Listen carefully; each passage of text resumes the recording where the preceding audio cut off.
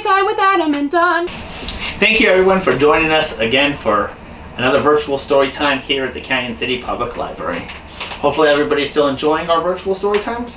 We like to start our story time off with a welcome song sung to the tune of Twinkle Twinkle Little Star. And it goes a little something like, welcome, welcome everyone. Now you're here, let's have some fun. First we'll clap our hands just so. Then we'll bend and touch our toes. Welcome, welcome everyone. Now you're here, let's have some fun. Good job, everyone. Hopefully, parents, you guys are still enjoying the songs and singing with your child during our story time. Leads us into our story for today. Pete the Cat Falling for Autumn. I love Pete the Cat. By Kimberly and James Dean. Published by HarperCollins.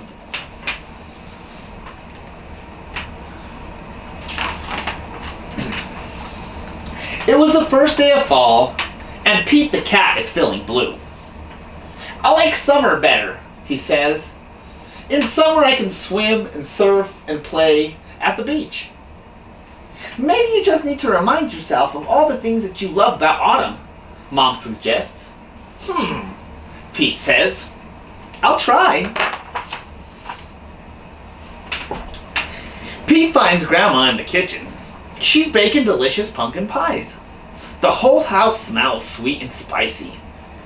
Pete loves helping Grandma bake pumpkin pie, but he loves helping eat it even more. After the baking is done, Pete picks a squat orange pumpkin from the counter and slips it into his backpack as a souvenir. Next, Pete heads to town. The corn maze. Pete finds his friends wandering through the long twisty path made by all the tall corn stalks. The best part of the corn maze is getting lost and having to start over again. As he leaves, Pete plucks a golden corn cob from the maze and places it inside his backpack. Then Pete visits Grandpa, who is knitting on the porch. Grandpa helps Pete use the knitting needles to knit the yarn into cool patterns. Together, Pete and Grandpa make a long, cozy scarf for Pete to wear.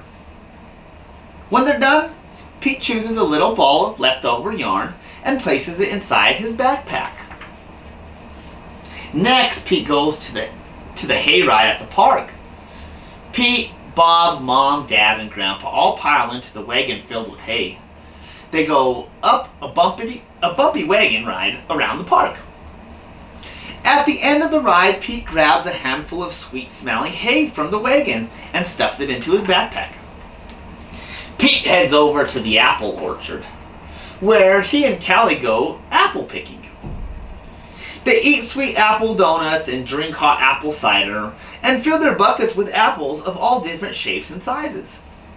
Before he leaves, Pete chooses a round red apple and drops it into his backpack. Next, Pete stops by the park. He plays touch football with Bob and their friends. Pete scores a touchdown, and everyone cheers. After the game, Pete grabs Bob's football and stuffs it into his backpack. It barely fits. Bob won't mind if I borrow this, Pete says.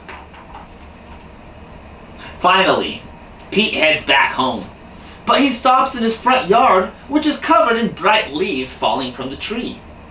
Pete helps his dad rake the leaves into a big, colorful mounds. Then Pete runs and jumps into all the leaf piles. After he's done jumping, Pete picks a bunch of red and gold and orange leaves and stuffs them back into his backpack. Pete's backpack is bursting with fall souvenirs. He can't wait to show Mom. I love autumn, Pete says. Wonderful, says Mom. You know, these would make great decorations for Thanksgiving.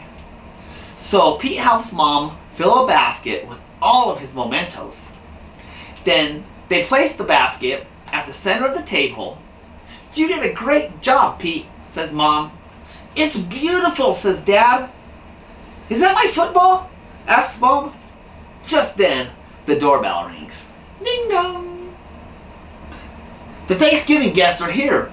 All of Pete's family and friends gather around the dining room table. They tell stories and laugh at jokes. While they eat, everyone is having a great time. Pete looks around the table and smiles.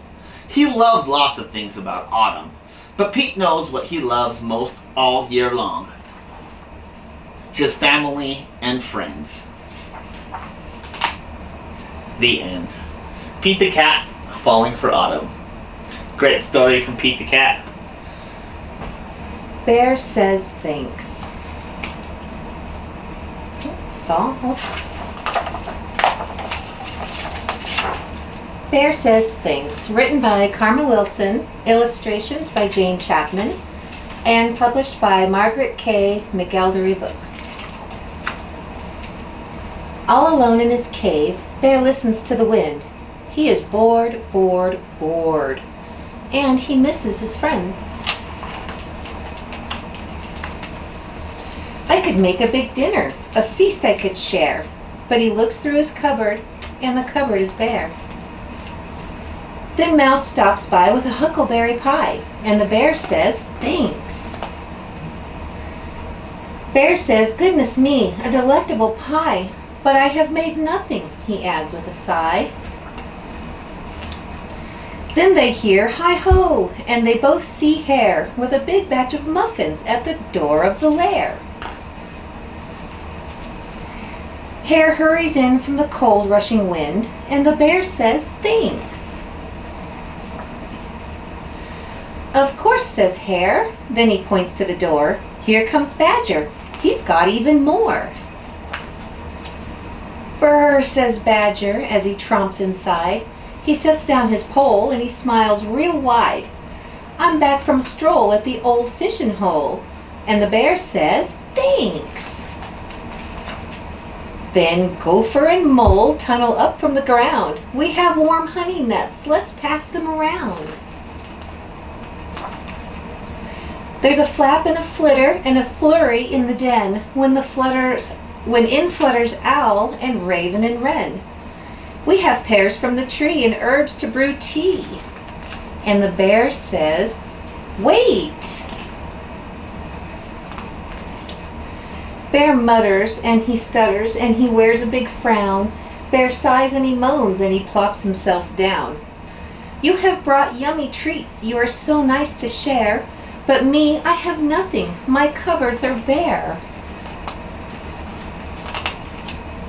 Mouse squeaks, don't fret, there's enough, dear bear. You don't need any food. You have stories to share.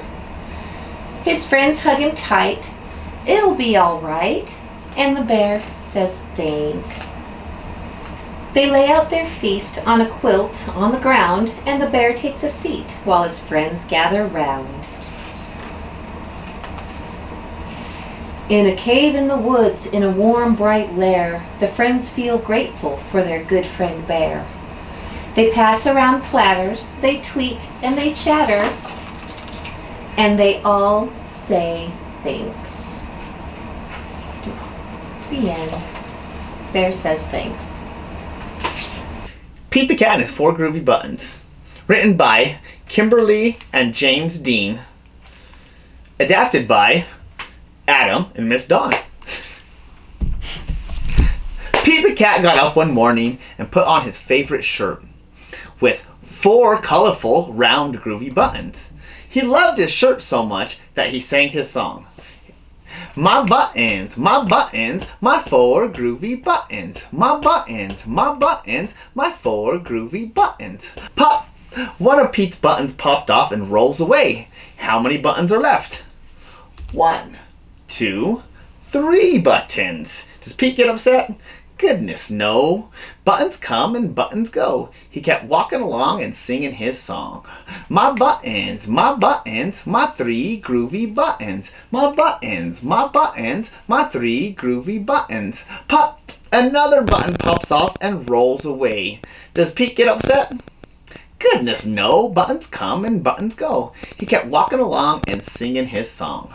My buttons, my two groovy buttons. My buttons, my two groovy buttons. Pop, oh no, another button pops off and rolls away. How many buttons are left? One button. Does Pete get upset? Goodness no, buttons come and buttons go. He kept walking along and singing his song. My buttons, my one groovy button. My button, my one groovy button. Pop! Oh no, the last button pops off and rolls away. Pete looks down at his buttonless shirt, and what do you think he sees? His belly button! And he keeps on singing his song. My button, still have my belly button. My button, still have my belly button. So the moral of the story is, guys, that things will come into our lives and things will go. But do we get upset? Goodness no. We keep walking along and singing our songs, because buttons come and buttons go. Thank you for joining us for another virtual story time here at the Canyon City Public Library. We'll see you next time. Have a great day, folks.